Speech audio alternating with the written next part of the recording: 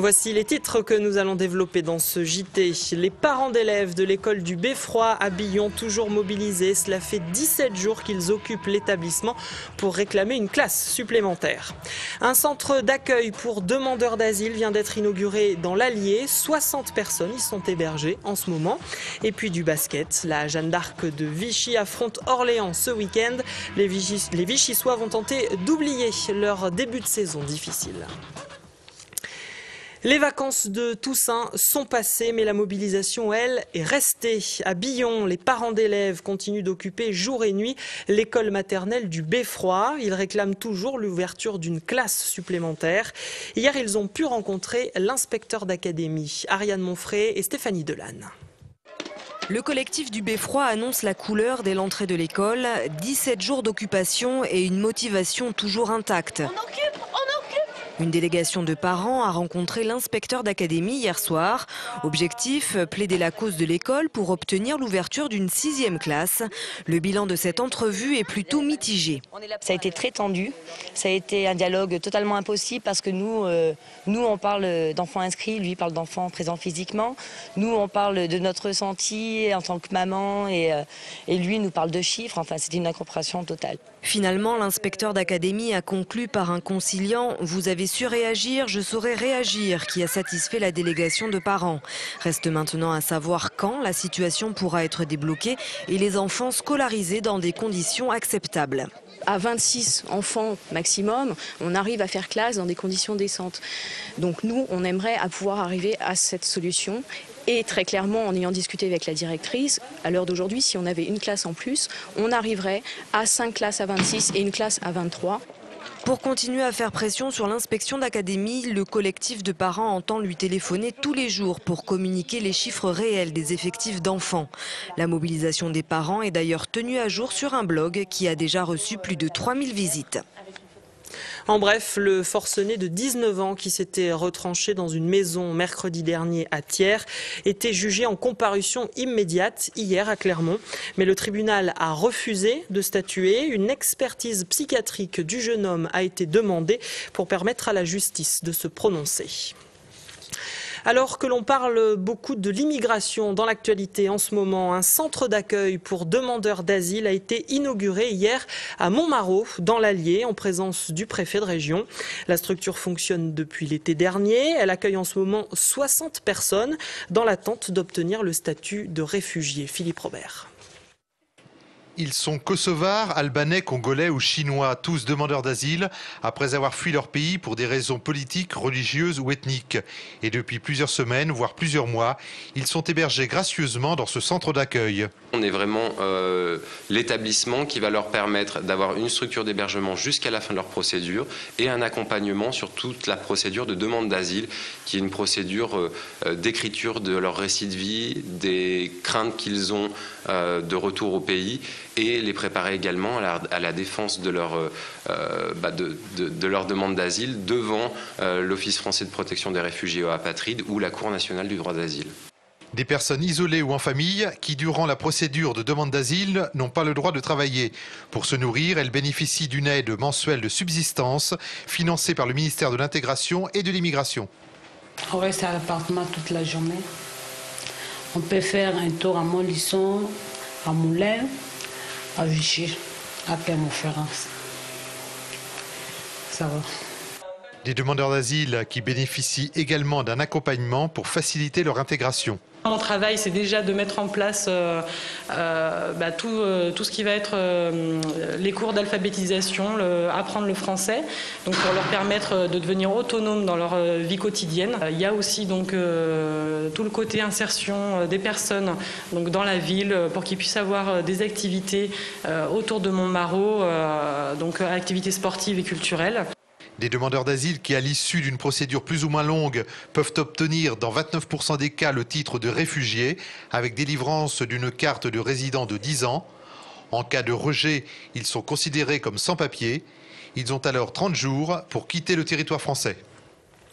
Les retards de train se multiplient depuis hier au départ de Clermont. La faute à des feuilles mortes sur les rails. C'est l'explication officielle fournie par la SNCF. Visiblement, un surplus de feuilles mortes sur la portion Nevers-Cosne-sur-Allier empêche certains trains de circuler et cause des retards jusqu'à 1h30 hier sur la liaison Clermont-Paris. Le problème est en cours de résolution selon la SNCF, mais certains trains aujourd'hui encore ont connu des retards de 10 à 15 minutes. Impossible de savoir quand la situation reviendra à la normale. L'actualité sportive du jour était marquée par le tirage au sort du 7e tour de la Coupe de France de football. Tirage effectué à Paris à la mi-journée. Le Clermont Foot Auvergne, qui fait son entrée dans la compétition, ira affronter Royan, un club de division d'honneur. De son côté, Montluçon, qui évolue en CFA2, accueillera Angoulême, club de division d'honneur.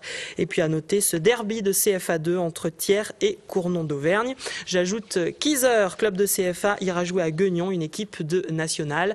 Toutes ces rencontres se dérouleront les 20 et 21 novembre prochains. Du basketball à présent, avec 3 défaites en 4 journées de championnat, les joueurs de la Jeanne d'Arc de Vichy connaissent un début de saison difficile. Petit poussé de la Pro A, le club thermal s'est incliné samedi à domicile face à Cholet. Et ce week-end, les hommes de Jean-Philippe Besson affrontent Orléans, l'une des grosses pointures du championnat Martial de Lecluse.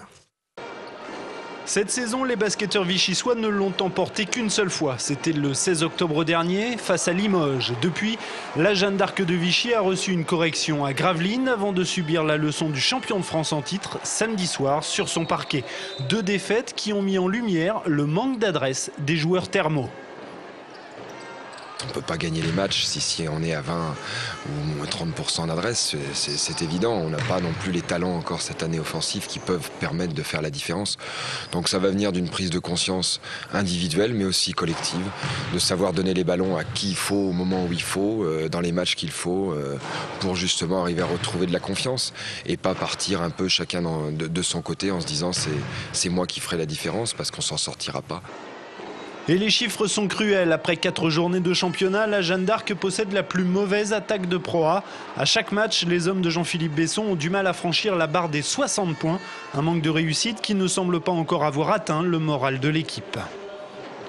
Mais je pense qu'on est toujours dans un bon esprit. On sait que la saison est longue. C'est que le début de la saison. Et on sait qu'on rate beaucoup de tirs ouverts, beaucoup de tirs faciles. Dans les matchs, c'est compliqué. Quand tu rates tellement de tirs, ça te fait mal au cœur un peu. Mais à la base, là, on va continuer à bien s'entraîner et puis on va être prêt pour Orléans. Mais au vu des circonstances, une victoire en terre orléanaise semble impossible. Et pourtant, le 5 avril 2008, les Vichysois, emmenés à l'époque par Jim Alball, s'étaient imposés à Orléans 69-56. Et puis rapidement, cette info de rugby rendue officielle aujourd'hui. Le 2e ligne international de l'ASM Clermont-Auvergne, Julien Pierre, a prolongé son contrat avec le club auvergnat jusqu'en 2014.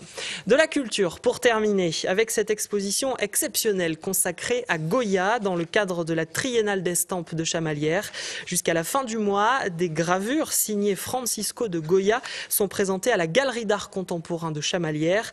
Cécile Finot et Stéphanie Delanne nous font découvrir ses œuvres. Le sommeil de la raison engendre les monstres. Cette phrase inscrite sur cette estampe de Goya est l'une des plus emblématiques de sa pensée. L'artiste grave les désastres de la guerre qui ont marqué l'histoire de son pays et dévoile sa vision pessimiste du monde. Il est moderne parce qu'universel. C'est-à-dire qu'à travers les gravures de Goya, on va pouvoir voir absolument tout ce que les gens actuellement vivent dans notre époque. À savoir une satire sociale. Hein. De plus en plus, on voit des comiques qui passent à la radio, à la télé. Bon, il y a des journaux People, etc. Goya, il a eu ce regard un peu critique comme ça sur sa société du 19e siècle. Il a fallu près de 18 mois de travail à l'association du mouvement d'art contemporain de Chamalières pour rendre possible cette exposition. Elle rassemble 64 œuvres gravées de Goya issues de l'Académie royale des beaux-arts de Madrid. Qu'elles abordent le monde en crise, la tauromachie ou l'onirisme, les gravures de Goya font systématiquement ressortir sa grande liberté de création. Il y a une nécessité d'avoir un guide. Et Goya est quelque chose à 100%. même au-delà de 100% dans la gravure contemporaine. Et il est très contemporain. Témoin lucide de son époque, Goya a inspiré de nombreux artistes grâce à ses œuvres. La 8e triennale d'estampes est l'occasion de découvrir des graveurs de toutes les époques. Tous les 3 ans, maintenant, c'est le rendez-vous privilégié de tous les amateurs d'estampes. Cette année, 86 pays sont au rendez-vous, tous les continents sont représentés. Nous avons plus de 4000 estampes qui seront présentées, 526 artistes. Des œuvres noires de Piranèse à Chagall ou Buffet, la triennale offre ainsi un panel pour le moins éclectique de la gravure. Et la triennale d'estampes de Chamalières se déroule jusqu'au 27 novembre avec une 50aine d'expos au total. C'est la fin de ce JT. Juste après la météo, Tatiana Laurent sera notre invitée. C'est une ancienne candidate de l'émission de télé-réalité Secret Story et elle vient de sortir un livre sur son expérience de femme battue. À tout de suite. Toute l'actu locale est aussi en ligne. Retrouvez votre JT sur clermontpremière.com.